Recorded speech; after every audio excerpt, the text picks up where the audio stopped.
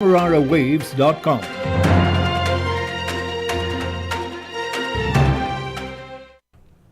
Good day with your major newscast. I am Jessica Dawson. First with the highlights. The High Court is being asked to quash the Natural Resource Fund legislation. Residents of Kokwani no longer have to travel to Berbice to seek justice. And in the region, Trinidad and Tobago is being told to prepare for drier days ahead. And you'll have your latest international news coming from the BBC. Do stay tuned.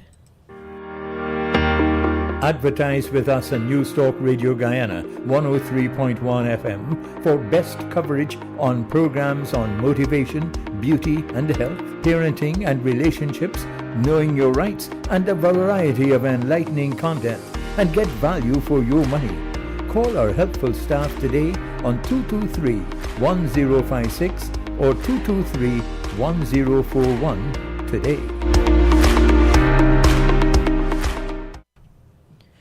Now for the news in detail.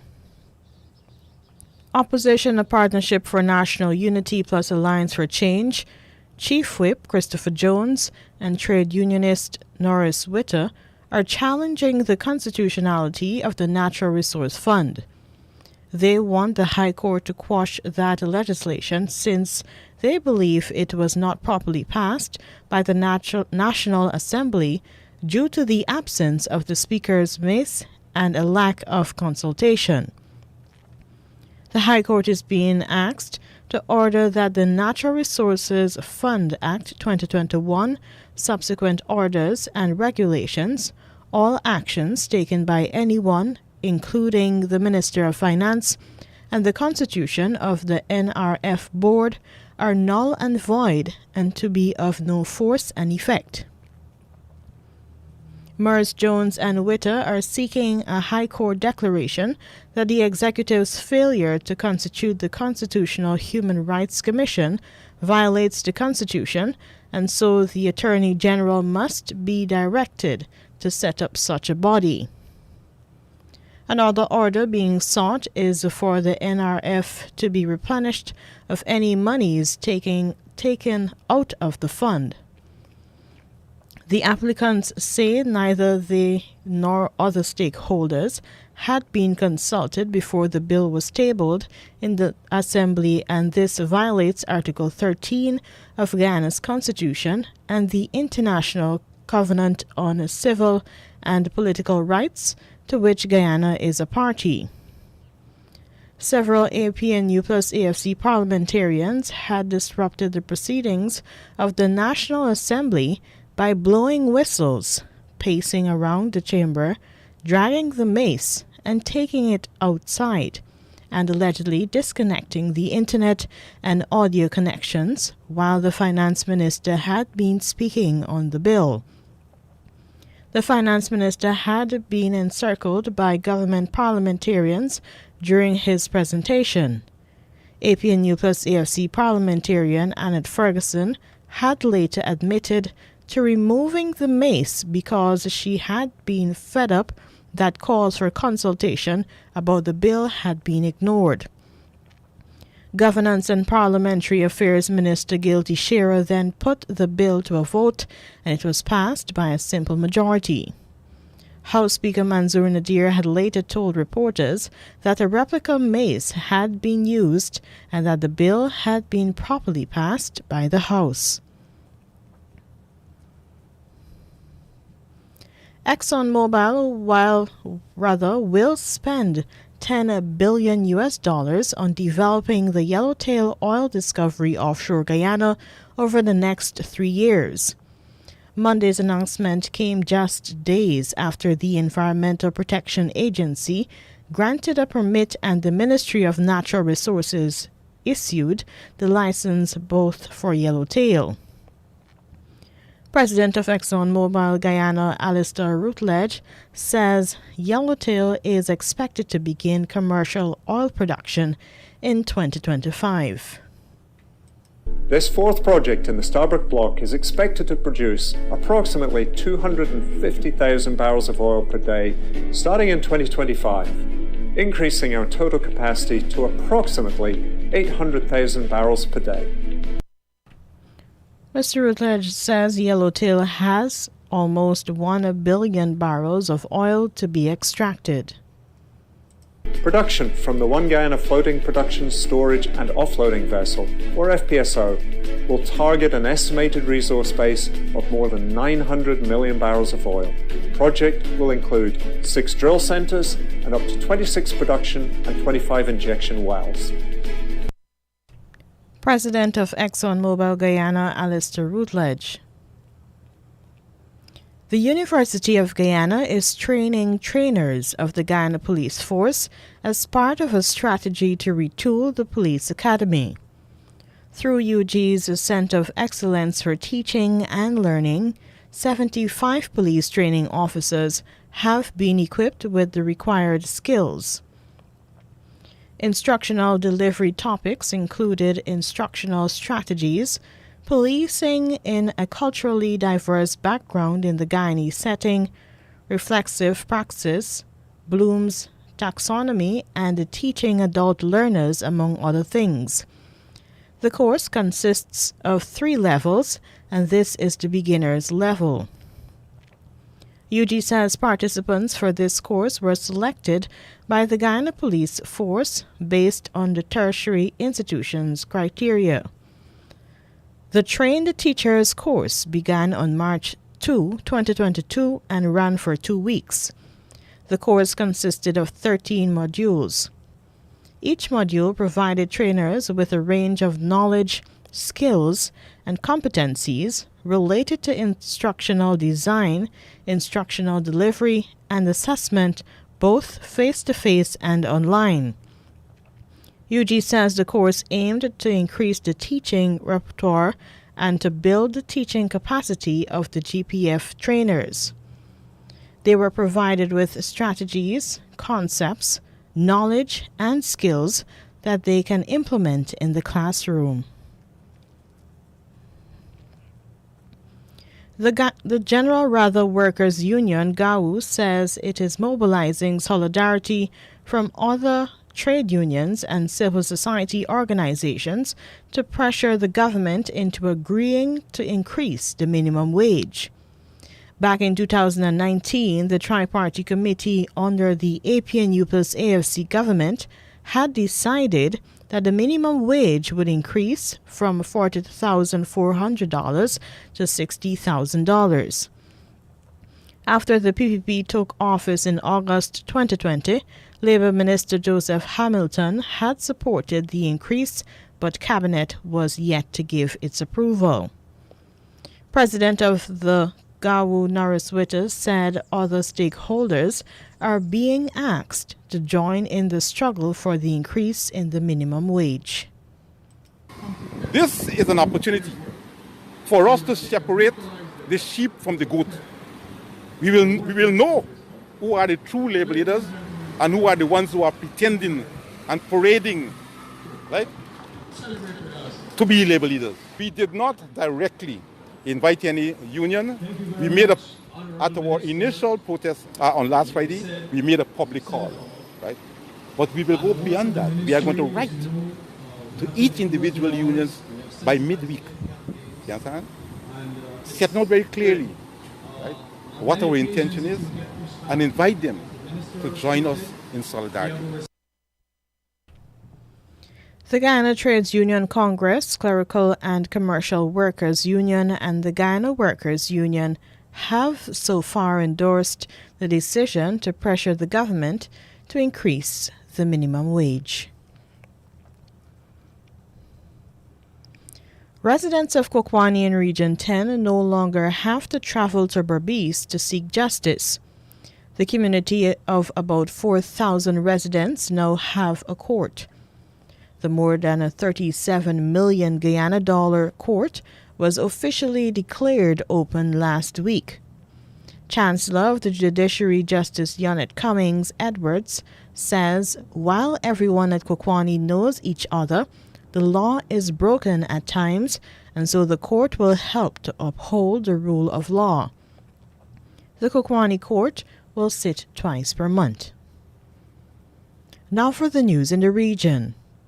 Farmers and other residents in Trinidad and Tobago are being urged to conserve water because drier days are coming. Trinidad and Tobago's Newsday reports that the Meteorological Service has predicted drier than average conditions in April. The Met Service also says near average rainfall and above average temperatures during the next 3 months. The country can expect mostly dry conditions from April 15 to 21 and 22 to 28. The Met Office declared the start of the dry season on January 6. Trinidad and Tobago's chief climatologist Kenneth Kerr had predicted a drier than usual dry season, with February being the driest month of 2022. He said February to April was expected to be the driest period of the season, with a few relatively chilly nights when temperatures were expected to fall below 20 degrees. In a rainfall and temperature outlook update on Monday, the Met Office said there is a possibility of near-average rainfall between April and June. The period of excessive heat-up build-up in the coming months will likely put a strain on water and power utilities and health services. The high temperatures may also set back the improvements made at the Water and the Sewage Authority reservoirs from the rainfall of February and March.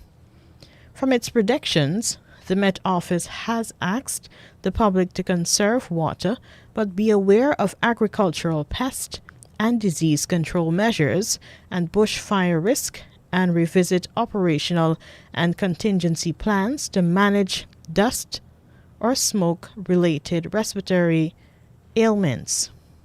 From early July into August and September, the outlook is for below normal rainfall across the country. More in the region, the Bahamas Deputy Prime Minister Chester Cooper says the age of consent should be raised to 18 to further protect minors. His comment came after Minister of Social Services and Development said the Office of the Attorney General was looking to address inconsistencies in the age of consent. Mr. Cooper explains that this will further protect minors and make clear that children who cannot drink alcohol, join law enforcement, open a bank account, stand before a court as an adult, or vote, for example, cannot reasonably consent to sex with an adult. This comes after a 40-year-old man was given a 4-year sentence in a plea deal for unlawful sexual intercourse with a 14-year-old girl who was also pregnant. After the man completes his prison term, he will be on probation for 3 years. The sentence prompted outcry from some people that it was too lenient. However, National Security Minister Wayne Monroe has suggested the sentence was too severe, telling reporters that had he defended the man, he would have argued it was not rape and that the girl consented. This statement led to backlash and calls for Mr. Monroe's resignation. And lastly, in the region, Guyanese are among the estimated 2,000 persons who have been granted an immigration amnesty in Antigua and Barbuda. Syrians, nationals of the Dominican Republic and Jamaica, are also among those who can now apply for residency or citizenship of Antigua and Barbuda. On March 1, immigrants who have settled in Antigua and Barbuda over the years were given 2 months within which to regularize their immigration status without any penalty for living in the country illegally. The Immigration Department began processing scores of applications a day, with those granted amnesty now able to move along to obtain citizenship or residency. Antigua Newsroom reports that according to Chief Immigration Officer Katrina Yearwood, successful applicants will be given amnesty certificates. She said the department is already booked up for the rest of the amnesty period, which ends on April 30, unless the government decides to grant an extension. The immigration boss went on to rebuff the notion among some that the amnesty initiative is a trap. Last month, the government said there were no current plans to extend the amnesty period, despite the fact the Immigration Department continues to be inundated with inquiries from prospective applicants. The government previously announced that numbered application forms would be available for collection at the Immigration Department and various consulates in Antigua. And here now is your international news coming from the BBC. Hello, I'm Chris Barrow with the BBC News. The Ukrainian President Volodymyr Zelensky is addressing the United Nations Security Council, his first such address since Russia invaded his country in late February. President Zelensky accused Russia of committing war crimes. He described the violent killings he saw during his recent visit to the town of Bucha. I am addressing you on behalf of the people who honor the memory of the deceased every single day, in the memory of the civilians who died, who were shot and killed in the back of their head after being tortured. Some of them were shot on the streets, others were thrown into the wells, so they died there in suffering. They were killed in their apartments, houses, blowing up grenades. The civilians were crushed by tanks while sitting in their cars in the middle of the road. President Zelensky accused the Security Council of failing to guarantee security for the people of Ukraine. One of his advisers has called for the creation of a separate criminal tribunal to hear such cases, similar to that established for the former country of Yugoslavia. Russia has denied its forces carried out killings of civilians in towns such as Bucha, saying evidence was faked. The NATO Secretary-General says the alliance is determined to deliver more weapons to support Ukraine's fight against the Russian invasion. Jens Stoltenberg said the aid will include anti-tank weapons, air defence systems and other equipment. NATO will also look to provide cybersecurity assistance and equipment to help Ukraine protect against chemical and biological threats. I expect we will also decide to do more for NATO's other partners, which are vulnerable to Russian threats and interference, including Georgia and Bosnia-Herzegovina. Mr. Stoltenberg warned that Moscow hadn't given up its ambitions and was aiming to conquer the entire Donbass region in the east over the coming weeks. The latest reports say the Russians have already been shelling cities, including Kharkiv and others in the regions of Luhansk and Donetsk. The International Committee of the Red Cross says staff members who'd been detained in the Ukrainian town of Manhush have now been released. They'd been trying to reach the besieged port of Mariupol. With the latest for us, here's Imogen Folks. The Red Cross reached the town of Manhush, reportedly now in Russian hands and just a few kilometres from Mariupol, but were detained there by police. After several hours, the team was released, but the Red Cross says the incident shows how volatile and complex the situation is. It remains unclear when or if the attempt to reach Mariupol will resume. This is Chris Barrow with the latest world news from the BBC. German police have seized servers from what they say is the world's largest illegal marketplace on the dark web. The platform, known as Hydra, is a Russian language site that's been operating since at least 2015, focusing on the trade in illegal drugs, but also dealing in stolen data and forged documents. Here's Danny Eberhard. German police believe Hydra had the biggest turnover of any such site globally, worth more than $1.3 billion in 2020 alone. It had 17 million customer accounts. The seizures of servers in Germany follow a lengthy joint investigation involving the United States. It's the latest success against criminal activity in the shadowy part of the internet that can't be accessed with normal browsers. German investigators believe the servers represented the main hub of Hydra, although it's not clear whether the beast had other heads. Twitter says it will appoint the US billionaire Elon Musk to its board. Mr. Musk has become the social media company's biggest shareholder after buying a 9.2% stake. Twitter said his passionate belief in the services that the platform provided was exactly what the company needed. The Iranian film director Asghar Farhadi has been summoned to appear in court over accusations of plagiarism. He's denied the allegations. Here's Sebastian Usher. The legal dispute centres on Farhadi's latest film, A Hero.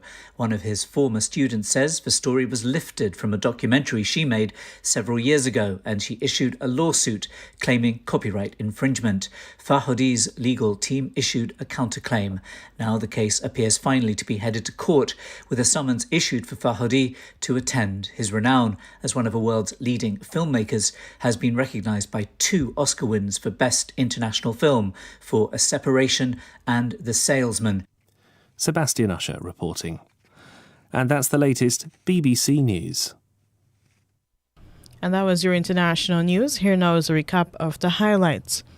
The High Court is being asked to quash the Natural Resource Fund legislation. Residents of Kokwani no longer have to travel to Berbice to seek justice. And in the region, Trinidad and Tobago is being told to prepare for drier days ahead. And that was your major newscast. I am Jessica Dawson.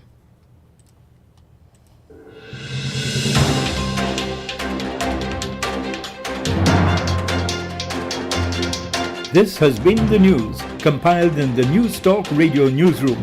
For ongoing updates, visit demerarawaves.com, and you can check facebook.com/demwaves and twitter.com/demwaves.